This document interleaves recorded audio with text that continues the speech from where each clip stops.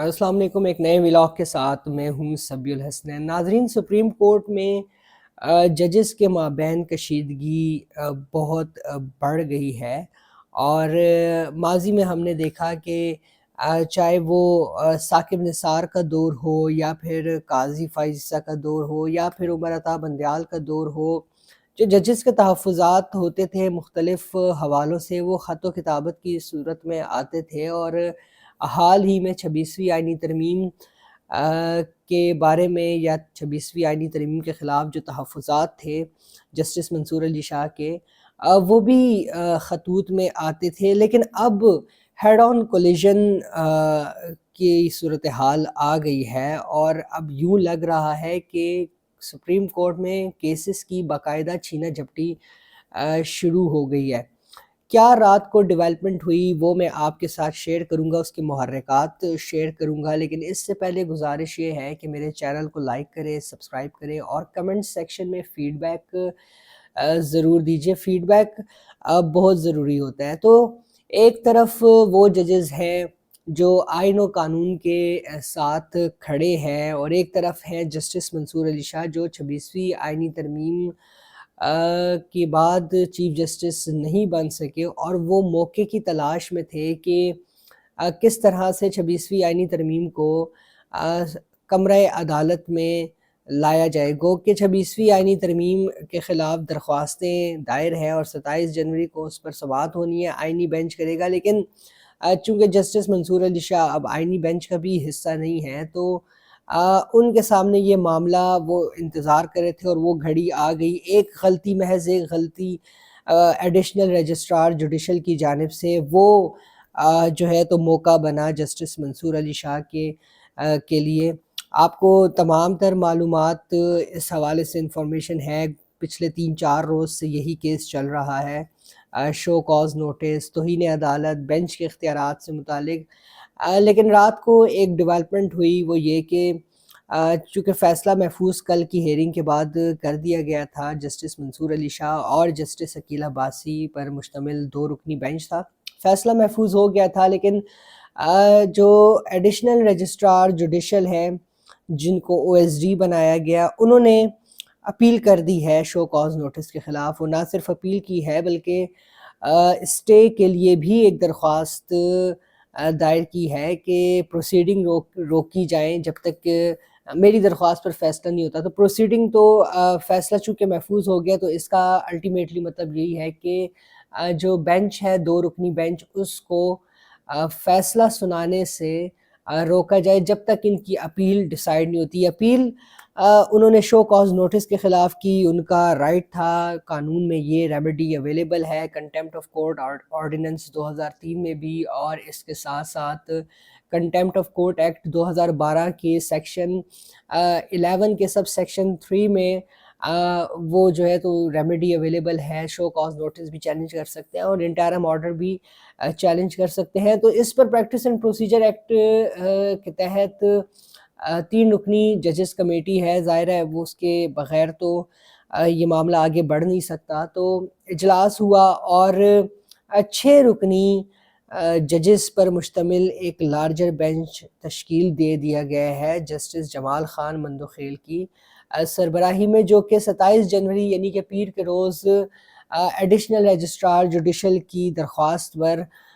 سماعت کرے گا۔ 6 رکنی جو ججز ہیں، ان میں ممبرز میں دیگر جو شامل ہیں وہ ہیں جسٹس محمد علی مظہر، جسٹس اطہر من اللہ، جسٹس حسن اظہر رضوی، جسٹس شاہد وحید، اور جسٹس مسرت ہلالی۔ اور درخواست جو ایڈیشنل رجسٹرار جوڈیشل کی ہے، وہ 20 جنوری کے فیصلے کے خلاف ہے، جس میں جسٹس منصور علی شاہ کی سربراہی میں 3 رکنی بینچ، جس میں جسٹس عائشہ ملک بھی شامل تھی، جسٹس عقیل عباسی بھی شامل تھے، اور شو کاز نوٹس جاری کیا تھا کہ جو آپ کو تمام تر اس کی معلومات ہیں۔ تو توہین عدالت اور بینچ فکسنگ پہ فیصلہ محفوظ ہوا تھا، بینچ کی اختیارات پر یہ فیصلہ محفوظ ہوا تھا، رات گئے یہ ڈیولپمنٹ ہوئی۔ اس کی وجوہات کیا ہیں؟ وجوہات اس کی یہ ہے کہ جسٹس منصور علی شاہ نے ایک محاذ کھولا اور محاذ میں اس لیے کہتا ہوں کہ پہلے ان کے تحفظات جو 26ویں آئینی ترمیم کے خلاف تھے وہ خطوط کے سلسلے میں آتے تھے یا جوڈیشل کمیشن کے اجلاس میں آتے تھے، یا پھر انہوں نے فل کورٹ بینچ کے سامنے یہ کیس لگانے کا جو فیصلہ کیا تھا جب جسٹس منیب اختر ان کے ساتھ کمیٹی میں شامل تھے. لیکن پھر اس کے بعد جب یہ معاملہ آیا تو انہوں نے جوڈیشل آرڈر پاس کر دیا. تو یہ محاذ ایک بنیادی وجہ بنی کہ سپریم کورٹ میں ایک کہہ لیں کہ کیوٹک سچویشن آ گئی. دوسری وجہ یہ کہ گزشتہ روز کی سماعت میں توہین عدالت کی بات ہوئی بینچ کی جانب سے کہ کیا جو ریگولر کمیٹی ہے پریکٹس اینڈ پروسیجر ایکٹ کے تحت اس کو توہین عدالت کا نوٹس جاری کیا جا سکتا ہے یا نہیں. اور فوکس جو تھا وہ تھا فل کورٹ کی تشکیل، اور اس کے ساتھ ساتھ کیا جوڈیشل آرڈر کو ایڈمنسٹریٹو آرڈر کے ذریعے ختم کیا جا سکتا ہے یا نہیں. اور اسی پر ہی وکلا سے معاونت انہوں نے طلب کی تھی. وکلا جو ایک تو منیر ملک، پھر حامد خان، یہ وہی ہیں جو 26ویں آئینی ترمیم کے خلاف ہیں، اور بیرسٹر صلاح الدین جو مرکزی کیس میں جو سندھ ہائی کورٹ والا کیس تھا جو یہاں پر چیلنج ہوا تھا اس میں جو ہے تو انہوں نے معاونت کی، اور بیرسٹر صلاح الدین نے 26ویں آئینی ترمیم کے خلاف باقاعدہ ایک درخواست دائر کر رکھی ہے. تو یہ ایک موجود تھا ججز کو کہ کیا توہین عدالت کی طرف معاملہ جائے گا یا پھر فل کورٹ کی طرف معاملہ جائے گا. اور فل کورٹ بنانے کا مقصد یہی تھا کہ آئینی بینچ کے سامنے 26ویں آئینی ترمیم کے خلاف جو درخواستوں کی سماعت ہونی ہے اس کو ریڈنڈنٹ کر دیا جائے، اس کو غیر مؤثر کر دیا جائے. تو یہ وہ وجوہات تھی کہ یہاں پر 6 رکنی لارجر بینچ بنانے کی ضرورت پڑی تاکہ فیصلے کو روکا جائے اور جو ڈیمیج ہے اس کو کنٹرول کیا جائے، کیونکہ آپس کی لڑائی میں ظاہر ہے ادارے ہی کو نقصان ہوتا ہے. تو اب اس معاملے پہ دیکھنا یہ ہے کہ اب جو فیصلہ محفوظ ہے وہ کب آتا ہے. آج کا دن یعنی کہ جمعے کا روز بہت اہم ہے، گو کہ کاز لسٹ ابھی تک کسی قسم کی اس حوالے سے جاری نہیں کی گئی، لیکن دیکھتے ہیں کہ کیا ہوتا ہے. وہ فیصلہ آنا اس لیے بھی ضروری ہے کہ آگے 26ویں آئینی ترمیم سے متعلق کیسز کی سماعت ہے، اور اس کیس میں جسٹس منصور علی شاہ نے کہا کہ 26ویں آئینی ترمیم کا اس کیس سے کوئی تعلق نہیں ہے، اور یہ کیس تو صرف اس حد تک ہے کہ کیا اگر کوئی بینچ اپنے اختیار سماعت کا جائزہ لے رہا ہو تو جو کمیٹی ہے پریکٹس اینڈ پروسیجر ایکٹ کے تحت وہ یہ کیس واپس لے سکتی ہے یا نہیں. اور یہ بھی دیکھا جائے تو اس میں 2 مسائل ہیں. ایک تو کنٹیمپٹ پروسیڈنگ ہے، کنٹیمپٹ کا دائرہ اختیار جو ہے، دائرہ اختیار سماعت جو ہے وہ محدود ہوتا ہے،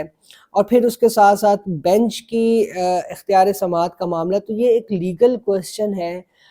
جو 26ویں آئینی ترمیم کے بعد آئینی بینچ کے سامنے ہی جانا چاہیے. لیکن یہ معاملہ اب ایسن بھون نے بڑا ویمنٹلی اس بات کو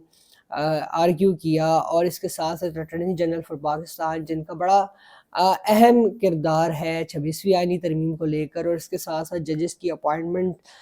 کے سے متعلق جو رولز بنائے اس میں بھی بڑا ان کا کلیدی کردار ہے. انہوں نے بھی اپوز کیا کہ یہ آپ یہ کیس نہیں سن سکتے جسٹس منصور علی شاہ اور جسٹس ثقیل عباسی، کیونکہ یہ ریگولر بینچ ہے اور ریگولر بینچ اس طرح کے کیسز نہیں سن سکتا، اور کنٹیمپٹ پروسیڈنگز تو ویسے ہی اس کی جو دائرہ اختیار ہے وہ محدود ہوتا ہے. بہرحال اب دیکھتے یہ ہے کہ کنٹیمپٹ پروسیڈنگ کا جو ججمنٹ ریزرو ہوا تھا وہ کیا آئے گا اور کب آئے گا. اور اس کے ساتھ ساتھ یہ درخواست بینچ میں جو ہے تو جمال خان مندوخیل، جسٹس جمال خان مندوخیل کے ساتھ محمد علی مظہر، جسٹس اطہر من اللہ، جسٹس حسن اظہر رضوی، جسٹس شاہد وحید اور جسٹس مسرت ہلالی ہے. تو اب دیکھتے ہیں کہ یہ 6 ججز کو سپریم چیف جسٹس یحییٰ آفریدی نے لا کر جسٹس منصور علی شاہ کے سامنے کھڑا کر دیا ہے، کیا پروسیڈنگ ہوتی ہے۔ اسی کے ساتھ ہی اجازت دیجیے، اللہ حافظ۔